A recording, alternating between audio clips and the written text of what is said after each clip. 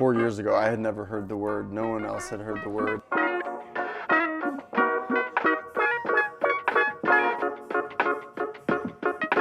And how many bracelets have you sold to date about? Over 10 million. Over 10 million. Impressive. Let's go. Closed doors, I'm a fool for your love.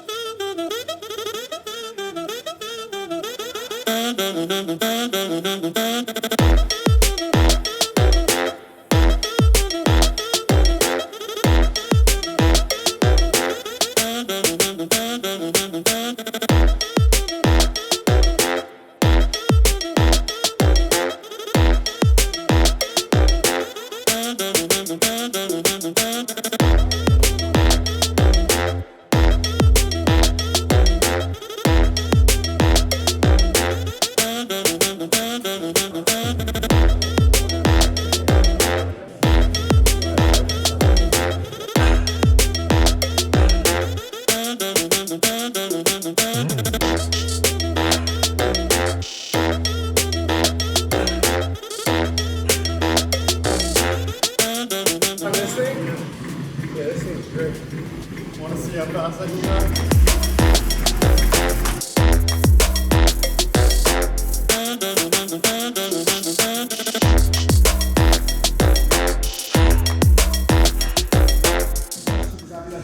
I'm good. Yeah. I'm gonna sell it.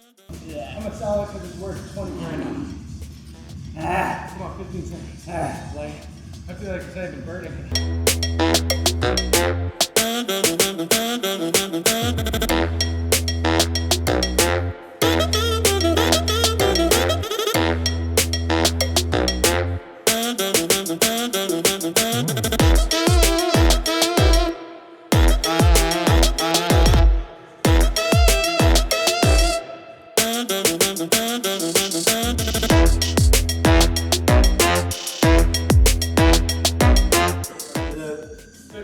Don't f***ing drop. If you drop, you roll up the building. You're dead.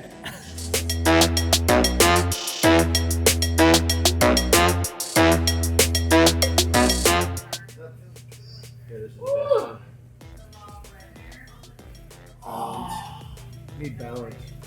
You gotta work out. You have to stretch. You have to breathe. You need the balance. You can't just work out and not stretch. You can't just stretch and not work out. It's good to sit down and chat with you. What's up, bro? We've been playing this for like 2 months. I know. And we were supposed to do it, but we didn't get to work out last time. So it was perfect that we got to work out before. I think you have to sweat every single day. At least 5-6 days a week. Like where sweat comes out of your pores. Whether it's in the sauna, whether you're running, whether you're weightlifting, maybe you're climbing a mountain, maybe you're cycling. I think you have to sweat. What do you think? It definitely changes your mind. Yeah. When you work out. You feel better. Way better. If I didn't work out this morning and then I went into like these calls and sit down, I don't think I would have been as active. No way. This interview is going to be way better because we worked out. We're sitting at the One Hotel in Brooklyn. Cool hotel. We have recently just launched this partnership with Lokai. It's a long time coming. Tell me how you started this brand, this company. I know it started in your dorm room, which is a great story. I'd always been very entrepreneurial. My father was an entrepreneur. My grandfather was an entrepreneur. So I was always coming up with ideas. I actually had a company in high school, small little pen company. I did woodworking, so I made pens and sold them in the stores in Boston. And in college, my freshman year, I was on vacation with some friends and my family, and life was great.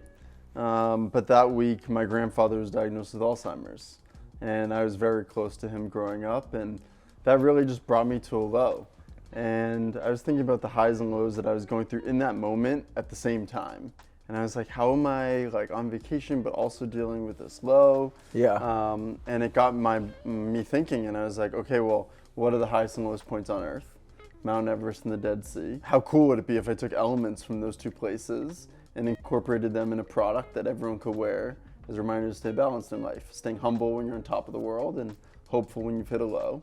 giving back has always been something that I want to incorporate into everything that I do and all the companies that I start. And so from day one, I said we're going to donate 10% of profits from Lokai to different nonprofit organizations. And since we launched the company 8 years ago, we've donated a little over $9 million now to different nonprofit organizations. That's great.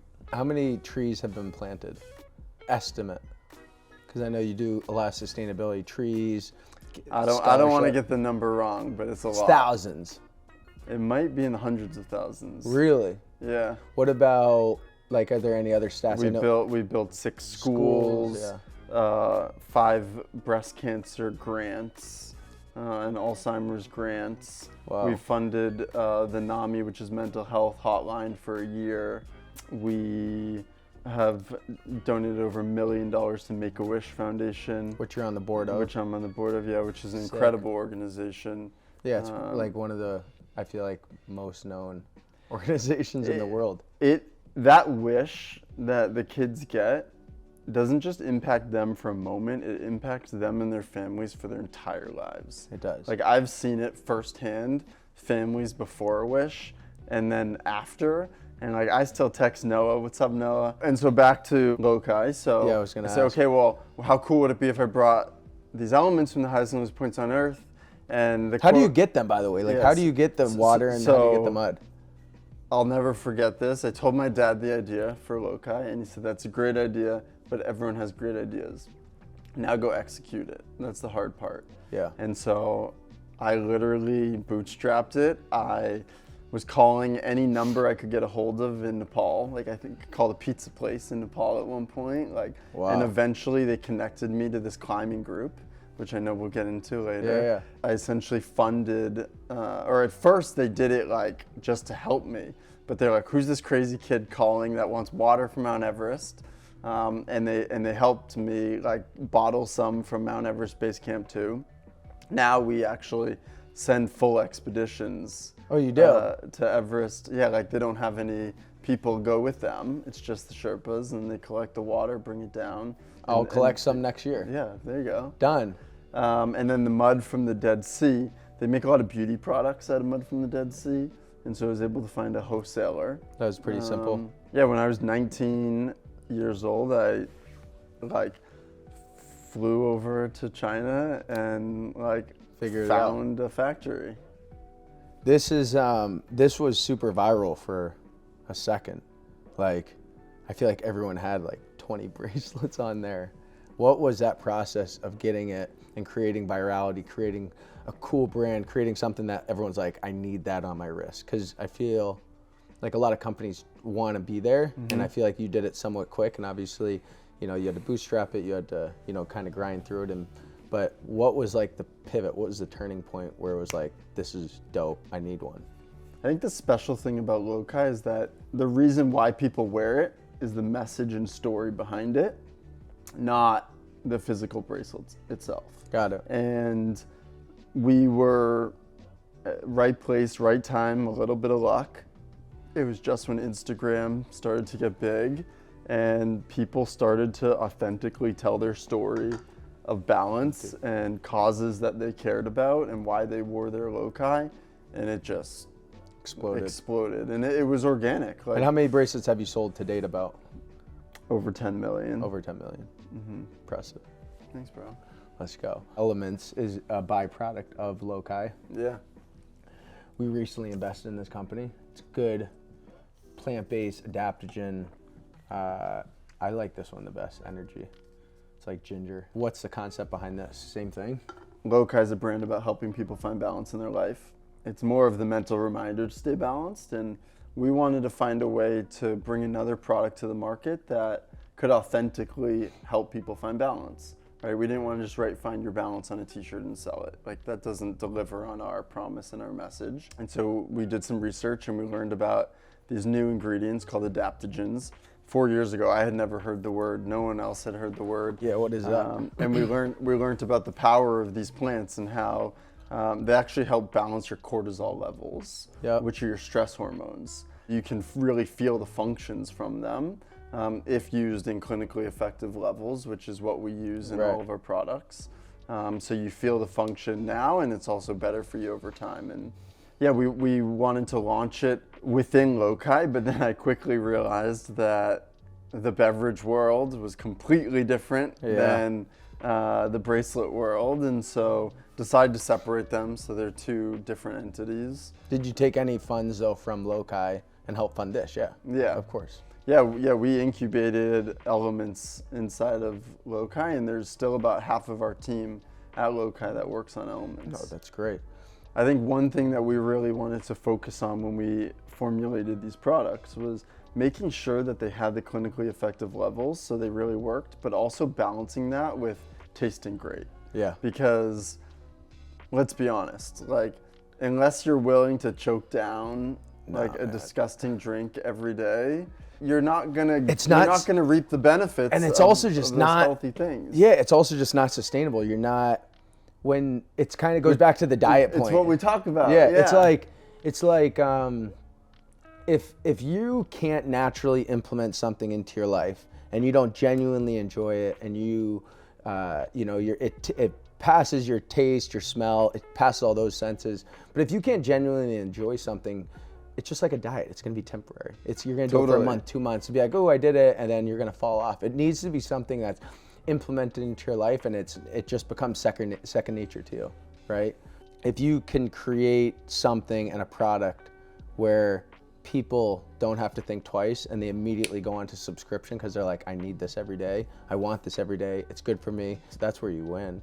That's where everyone wins. That's where the consumer wins. That's where the brand wins. I think the balance comes in giving back. I think that's what you've done well with Lokai, and probably a big part of the community building is the giving back part. And I actually use your company a lot as examples when I, advise for companies. I'm like, trust me, we have to give back, even if it's 1% back to the planet, right? For ProMix, or 10% of profits go back to your overarching giving back community, whether it's planting trees, or sending kids to school, or curing cancer, whatever it is. I don't think brands are going to be able to live in the future if they don't have a giving back aspect in there as one of their pillars. Yeah. You know what I mean? And the way that I think about it is, like, I always think ahead, and maybe that's how entrepreneurs think, right? They're always thinking in the future.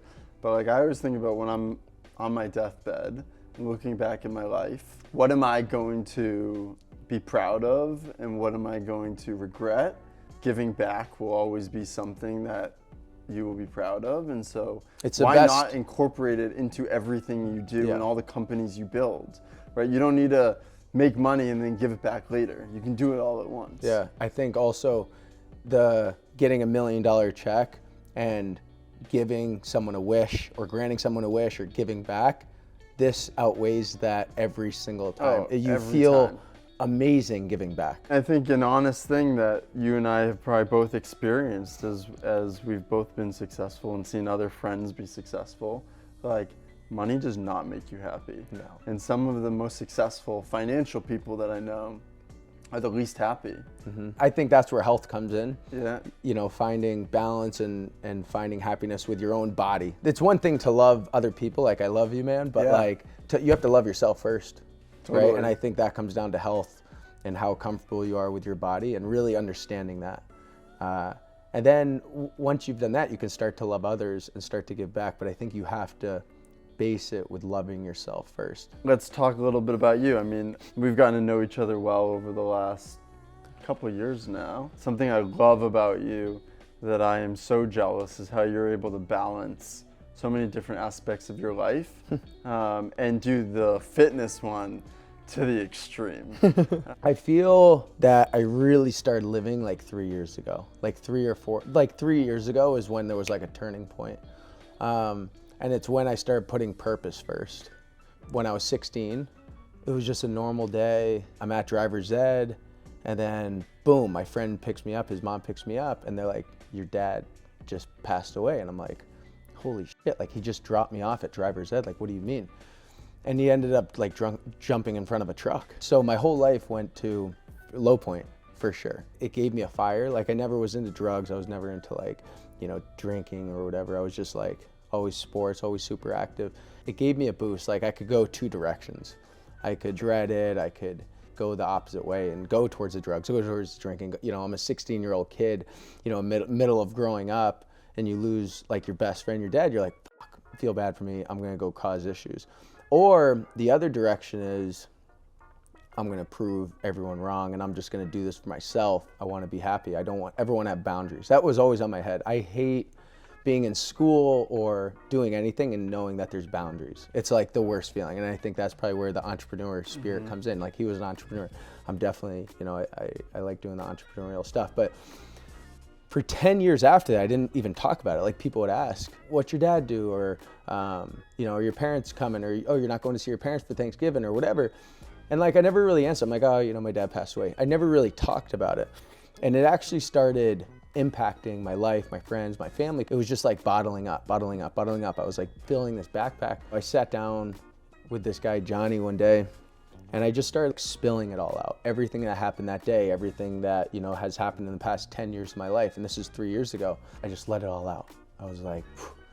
And it felt so good. And I was missing that part of my life. I was missing that like balance part of just expressing myself. There's definitely a tie to mental health with this. I've been so focused on my body and so focused on my business, but I've never focused on like what's happening internally, and I finally let it go. This is it. More people need to fucking experience this, because that day is like, I felt like a whole new person. Ever since then, I put my life first, and I don't ever want to feel like I'm working. I started just doing that I wanted to do. I started, I guess, training harder. I guess I started, you know, doing new business stuff, you know, like the DML group. I started helping advise for companies because that's what I like to do. Yeah. I started giving more value to people than what they were paying me to do. I was just working for free. I was just giving my advice. This is what I think. You're having fun. Yeah, I'm just having fun with it. I wasn't thinking of the money at the time. I want to help these companies out. I want to give as much fucking value to these companies as I possibly can. It started to pay off. You know, these companies I was advising started to, you know, be on the up and up. And then it was like, how can I impact the most people with this microphone I have on social media? Let me do something crazy. Let me do something super impactful. Let me do something that people are like, this is impossible. And I think there's a big correlation between when you put stuff out online on social, there has to be two opinions. You can't do something that everyone thinks is right or everyone thinks is possible, because then like, where's the confrontation? There has to be confrontation. And so I was like, I'm gonna bear crawl a marathon. And people are just like, there's no way this guy's bear crawling a marathon. There's so many people that are trying to like do it now, and I'm gonna break your record and all this stuff. And I'm like, all right, go, like, more power to you. But the difference is that it goes back to like my intrinsic motivators. Purpose. Yeah, purpose. What I've gone through in my life, no one knows. Like, no one's walked in my shoes, but I know. And I know how hard it was and how hard it is. And my motivator to like not ever see anyone ever go through that struggle or that sadness or that like hopelessness that you see in someone is my ultimate driver. I never want to see anyone go through that.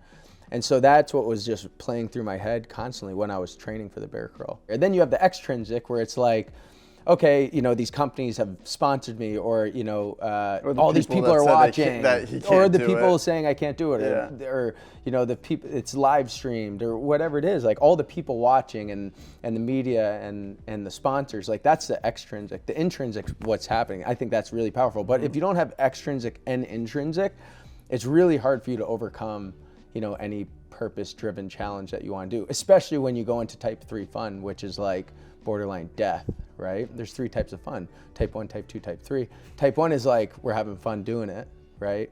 It's like, all right, haha, like, let's go on a nice little jog. We're laughing, we're talking, and afterwards it's fun because, hey, we just ran through New York City. Type 2 is, it's not fun at all while you're doing it, but right afterwards you chat about it because you're like, okay, it's over. And type 3 is, it's not fun doing it, and it's not fun to chat about because you almost died and you're like, damn, you almost get PTSD from it.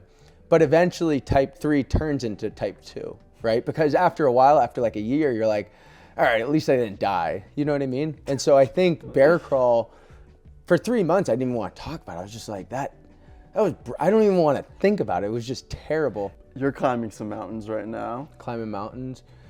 Little bit of pressure from the bear crawl, not gonna lie, because people are like, well, what's the next crazy thing you're gonna do?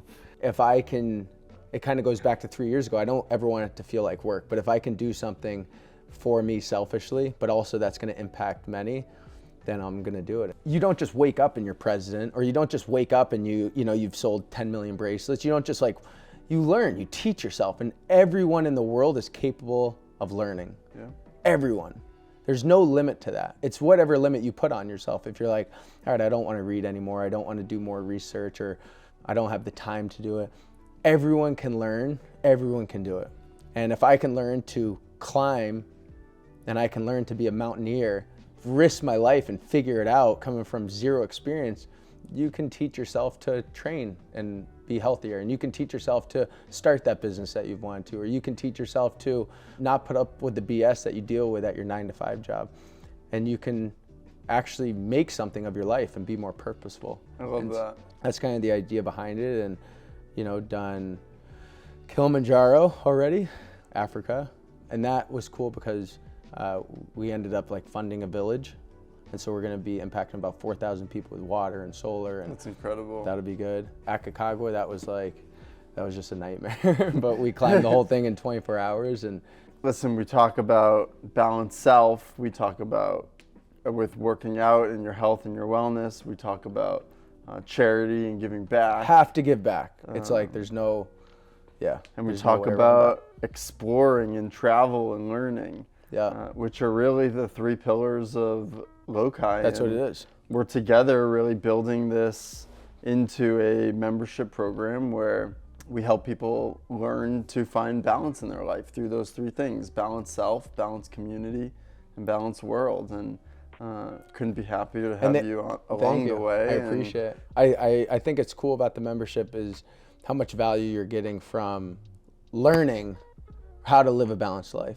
That's what you're getting. This represents that you're a part of the community. And yeah, you get a new one each month. But I think the value you're getting is from, the emails that you're getting and how to physically live a balanced life. This month was breathe. And so it's teaching you breath work. Next month is, I want to say, love, right? For Valentine's and all that. I know there's a health month. And it's just there's so many different things, but this breaks it down month to month on things that you should focus on. And I think by the end of the year, by the way, real quick, is you're going to be okay, I loved month 1 breathing, but maybe, month 3 wasn't for me, but at least next year you're going to be okay, these are my new pillars to stay balanced. I love breathing, I love loving, I love, whatever it is. And now you can come up with your own way to stay balanced. How do you make a consumer happy with the world of balance? You know what I mean? It's a great question. And I think we got to figure that out, right? And it's about staying focused on balance and not trying to do 50 things at once. And I think the concept of balance is so ambiguous that it's hard to nail down exactly what balance means. Yeah. And I think that's why a lot of people struggle with balance in their life, because they don't really know what it means or how to find it. Yeah.